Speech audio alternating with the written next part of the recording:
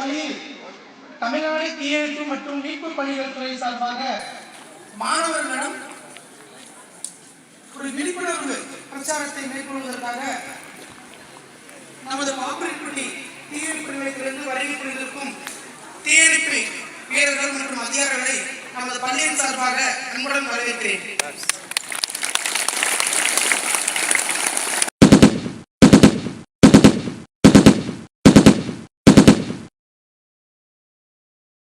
எந்த காலத்துக்கும் இடியும் மின்னல் இடி உண்மையோட மழை வரும்போது நம்ம வீட்டில் இருக்கிற அந்த சுவிட்ச் பாசலாம் இருக்கு பார்த்தீங்களா, அதெல்லாம் தயவு செய்து சுவிட்ச் பாசலம் எதுவும் தொடாதீங்க.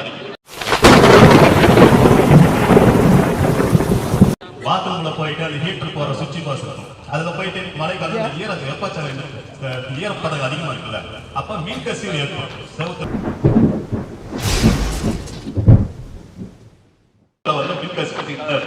அது பெரியவங்க மூலியமா நீங்க வந்து அந்த சுவிட்சை பார்த்து பண்ணி செய்ய சொல்லுங்க. நீங்க யாரும் போயிட்டு அந்த மாதிரி தவறான செயல்கள் செய்ய ஏற்படாதீங்க.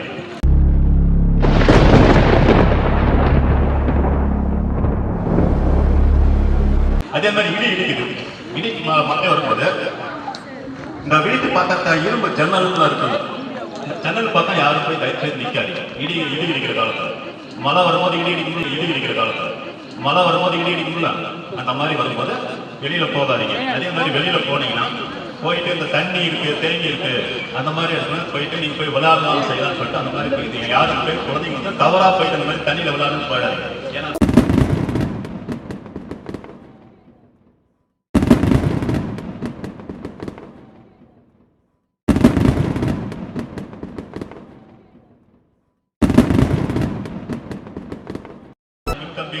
வந்துருக்கலாம், அந்த மின் கம்பத்துக்கு கீழே தண்ணி இருக்கலாம், அந்த கம்பத்துல வந்து மின் கசிவு ஏற்பட்டு அதுல தண்ணி கரண்ட் போய் தான் இருக்கலாம். அந்த மாதிரி காலங்கள்ல யாரும் தண்ணியும் மழைக்காலத்துல மேக்சிமம் வெளியில போகாதீங்க. அதே மாதிரி மரத்தை கடியில போயிட்டு யாரும் நிக்க சரி.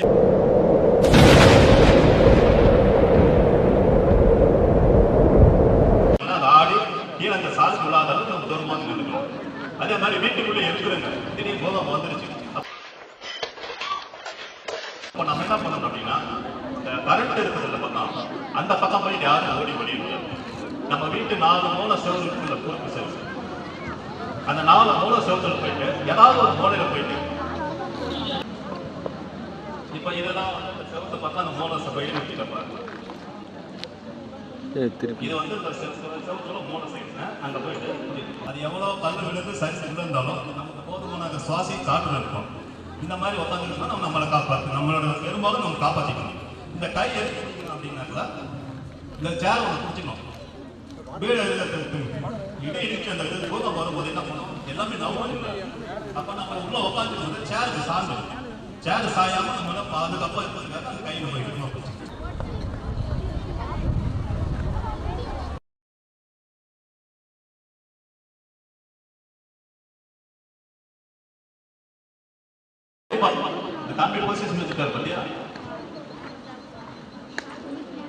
இந்த மாதிரி ஆத்துக்குள்ள தண்ணியில போட்டுட்டு இந்த மாதிரி கையை வச்சுக்கிட்டு மேல இருக்கணும்னா எவ்வளவு தூரம்னாலும் அடிச்சுட்டு போகணும்.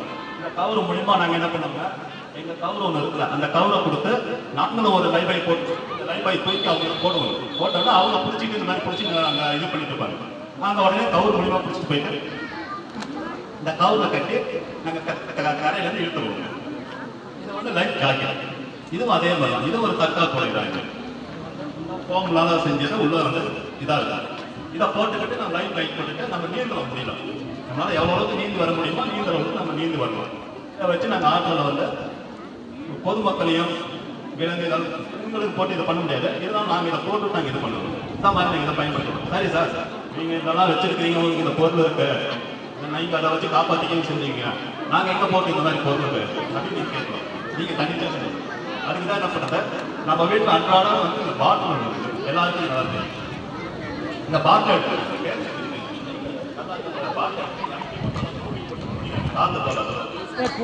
இதை வந்து டெம்பரரி நம்ம உயிர் காப்பாற்றாங்க. இதை எடுத்து கட்டிக்கிட்டு பின்பக்கம் வருது.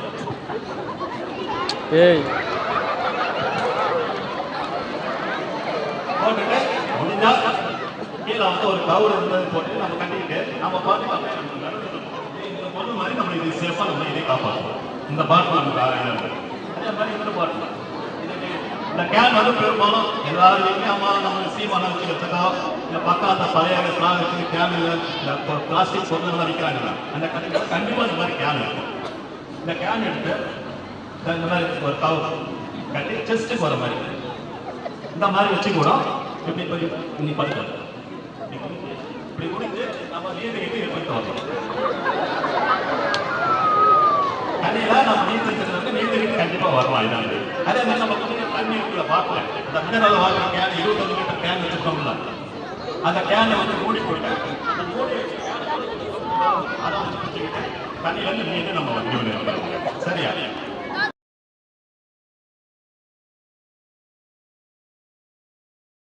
இந்த ட்ரெஸ் வந்து ரெஸ்கியூ இந்த பாம்பு கடலுக்கு போகும்போது அந்த மாதிரி இந்த ட்ரெஸ்ஸை போட்டுட்டு தான் நாங்கள் வந்து உள்ள போயிட்டு பாம்பு பிடிச்சது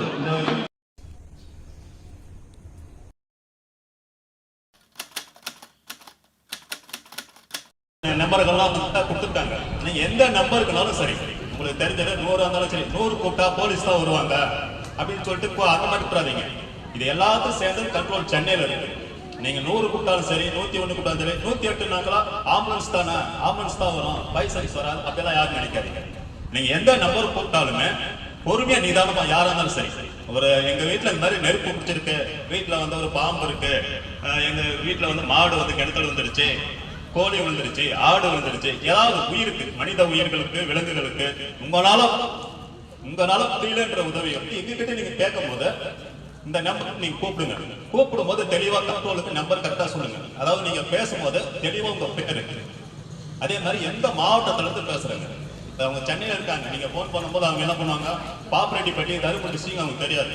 அதனால தெளிவா தருமபுரி மாவட்டம் பாப்பரெட்டிப்பட்டி வட்டம் இந்த தெரு இந்த ஸ்ட்ரீட் எங்களுக்கு வந்து ரங்கமாப்பேட்டை மாயா பஜார் தெரு அண்ணா நகர் இந்த மாதிரி நீங்க கரெக்டான ஒரு அட்ரஸை கொடுத்து இந்த மாதிரி எங்க வீட்டுல இந்த மாதிரி பாதிப்பு நடந்திருக்கு அப்படின்னு சொன்னா அவங்க நீங்க கொடுத்த அந்த தகவலை தெளிவா கேட்டுட்டு எங்களுக்கு போன் பண்ணி கரெக்டா தகவல் கொடுத்துருவாங்க. கொடுக்கும்போது நாங்க கரெக்டா சரியான நேரத்தில் வந்து உங்களுக்கு நாங்க கண்டிப்பா உதவி பண்ணுவோம். சரியா? அதனால நீங்க யாரும் எந்த இதுக்குன்னா தீ விபத்துக்கு தீயணைப்பு துறைக்கு நீங்க எந்த மனித உயிராக இருக்கட்டும் அது விலங்கா இருக்கட்டும் எதுவும் இருந்தாலும் உங்களுக்கு உயிருக்கு அச்சுறுத்தலா இருக்கிற எல்லாத்துக்கும் கண்டிப்பா எங்களை கூப்பிடலாம். சரியா?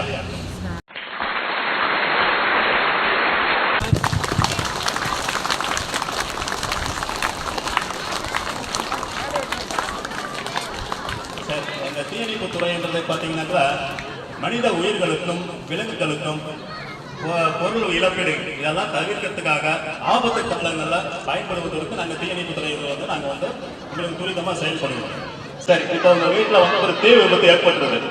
அந்த தீ விபத்து வரணும்னா நீங்கள் எல்லாம் என்ன பண்ணுவீங்க? Very good. ஃபயர் சர்வீஸை கூப்பிடுவீங்க. ஃபயர் சர்வீஸ் நம்பர் என்ன நம்பர் கூப்பிடுவீங்க?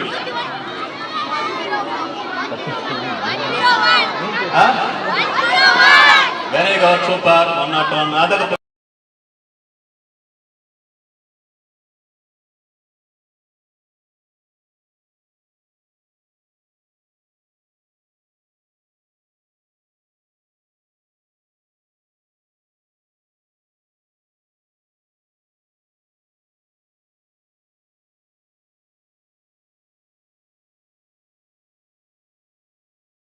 இதெல்லாம் அதே மாதிரி வச்சு அவங்க கால் மேல நம்ம அடிப்பட்ட காலை அவங்க கால் மேல வச்சு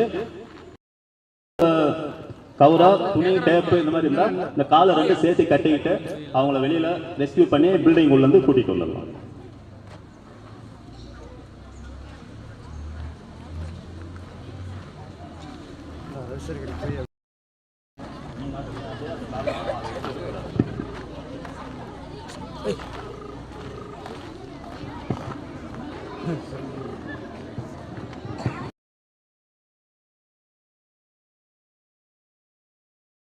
ஒருத்தர் வந்து இடுப்பு அடிபட்டு உள்ள உட்காந்துருக்காரு. அவரை வந்து ரெஸ்கியூ பண்ண முடியல, இடுப்பு அடிபட்டதுனால இப்ப அதுக்கு 2 பேர் உதவியோட அவர் எப்படி தூக்கிட்டு வர்றதுன்றத இப்ப எங்க காட்டுவாங்க. இந்த மெத்தட்ல உள்ள இருந்து அவங்கள ரெஸ்கியூ பண்ணி வெளியில கூட்டிட்டு வந்துருவாங்க. இது வந்து பெரும்பாலும் நாங்கள் வந்து லேடிஸ் கர்ப்பிணி பெண்களை நான் இந்த மெத்தட்ல தான் தூக்கிட்டு வெளியில ரெஸ்கியூ பண்ணி வெளியில தூக்கிட்டு வருவோம்.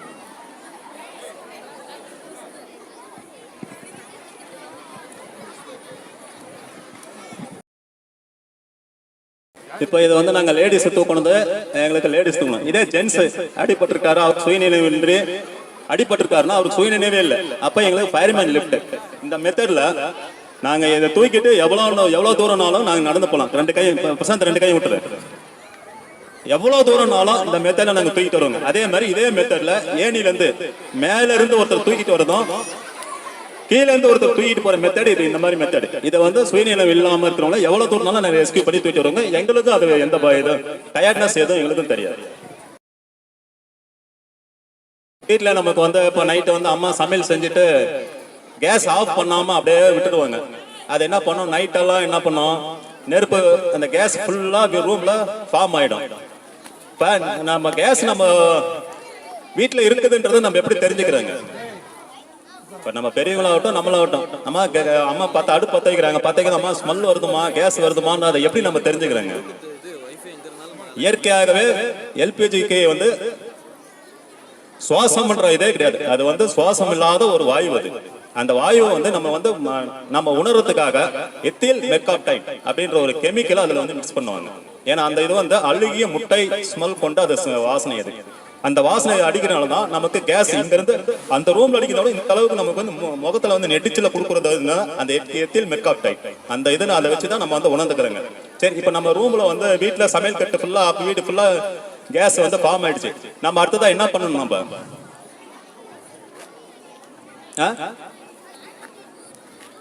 சரி, அப்படி ஃபார்ம் ஆயிடுச்சுன்னா யாரும் தயவு செய்து லைட்டு போய் சுவிட்ச் யாரும் லைட்டு சுவிட்சை போடாதீங்க. அதே மாதிரி லைட் எரிஞ்சிருந்தாலும் சரி அதை போய் ஆஃப் பண்ணணும்னு சொல்லிட்டு யாரும் ஆஃப் பண்ணாதீங்க. எரிஞ்சிருக்கிற லைட் எரிஞ்சிட்டே இருக்கட்டும். அது லைட் எரியினாலதான் கேஸ் ஃபயர் ஆகணும் இல்லை, நம்ம அந்த சுவிட்ச் போற இடத்துல வந்து ஸ்பார்க் ஆகும். அதை ஆஃப் பண்ணாலும் சரி இல்ல ஆன் பண்ணாலும் சரி ஸ்பார்க் ஆகும். அதனால எப்படி லைட் எரிஞ்சிருந்தாலும் சரி அது லைட் எரிஞ்ச மாதிரி விட்டுருங்க. ஆஃப் பண்ணியிருந்தாலும் யாரும் லைட் போட்டு ஆஃப் பண்ணாதீங்க. உடனடியாக போயிட்டு ஜன்னல் கதவுல திறந்து வாசல் எல்லாம் திறந்து காற்றோட்டமான ஒரு சூழ்நிலையை உருவாக்கிட்டு எங்க ஃபயர் சர்வீஸுங்களுக்கு ஃபோன் பண்ணுங்க. நாங்க அடுத்த எவ்வளவு சீக்கிரம் வந்து உங்களுக்கு நாங்க வந்து அதை ரிமூவ் பண்ணி உங்களை நான் தீ விபத்து இல்லாம பண்ணணுமோ நாங்க அந்த அளவுக்கு நாங்க பண்ணிடுவோங்க.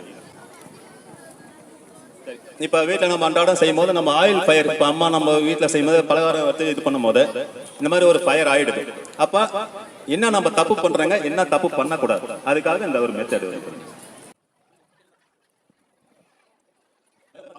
பலகாரம் சொல்றாங்க, பலகாரம் சொல்லும்போது நெருப்பு இந்த மாதிரி பிடிச்சிருது.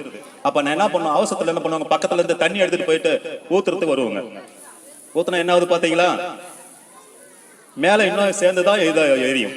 இது நீருக்கு வந்து ஆயில் வந்து நீரை விட அடர்த்தி கம்மி, அதனால ஆயில் மேலதான் வரும், கீழே தண்ணி கீழே போயிடும். அப்ப ஆயில் மேல வந்து இன்னும் பிளேம் அதிகமாக தான் நமக்கு எரியும். அதனால யாரும் தயவு செஞ்சு அந்த மாதிரி ஒரு தண்ணி எடுத்து ஊத்துறது அந்த மாதிரி பண்ணிடாதீங்க.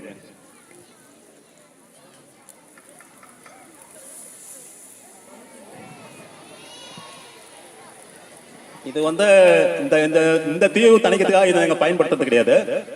இது வந்து நம்ம அன்றாடம் நம்ம விவசாய பெருமக்கள் அனைவருக்கும் தெரிஞ்சுதான்.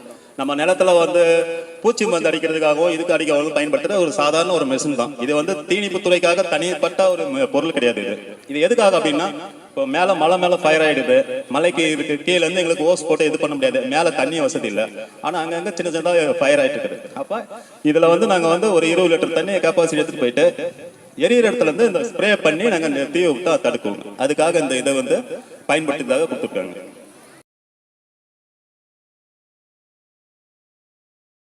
இந்த தீ விட்டு வரும்போது தண்ணி இந்த மாதிரி ஊத்திட்டு முன்னாடி முகத்தை வைக்காதீங்க, காத்துக்கு ஆப்போசிட்ல தான் வச்சு நம்ம இதை பண்ணிடணும். ஒருத்தருக்கு வந்து தீ விட்டு ஏற்பட்டுருது, நம்ம வீட்டுல இருந்து இந்த மாதிரி தீ விட்டு ஏற்பட்டு ஐயோ ஐயோன்னு கத்திட்டு ஓடிடுறாங்க. நம்ம என்ன பண்ணணும் அடுத்தது, நம்ம அவங்களுக்கு அவங்க கத்திட்டு வரும்போது நம்ம போய் ஓடி போய் நம்ம காப்பாற்றணும்னு சொல்லிட்டு நம்ம அவங்க கிட்ட போயிட்டு நம்ம அவங்கள பிடிக்க கூடாது. ஏன்னா அவங்க அவசரத்துல நம்மளை வந்து சேர்த்து கட்டி பிடிச்சிருவாங்க.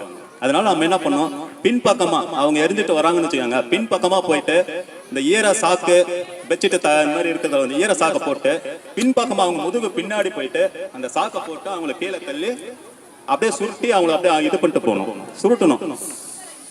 தண்ணி ஊத்தலாமா வேண்டாவா, நெருப்பு எரிஞ்சிட்டு ஒருத்தர் எரிஞ்சிட்டு ஓடுறாங்க, அவங்க மேல தண்ணி ஊத்தலாமா வேண்டாவா,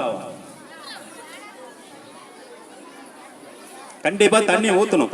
எவ்வளவுக்கு எவ்வளவு தண்ணி ஊற்றி அவங்களை கூல் பண்ணுமோ அவ்வளவு தண்ணி ஊத்துங்க. பெட்ஷீட்டை போட்டு மூடிட்டாலுமே அவங்க நெருப்பு அணைஞ்சிட்டா அவங்க மேல தண்ணி போட்டு ஊத்துங்க.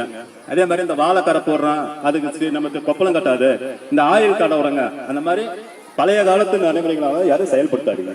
சரி, கடைசியா எங்களுக்கு ஒண்ணு, நாங்க ஒரு ஃபயர் ஸ்பாட்டுக்கு போனோம்னா எந்தெந்த ஃபயருக்கு போயிட்டு இந்த மாதிரி ஓசு தண்ணியை போட்டு எவ்வளவு பெரிய பில்டிங் இருந்தாலும் சரி எங்களையும் காப்பாத்திக்கிட்டு பில்டிங்ல தீ விட்டும் காப்பாத்துக்க ஒரு சின்னதா ஒரு டெமோ ஒன்று.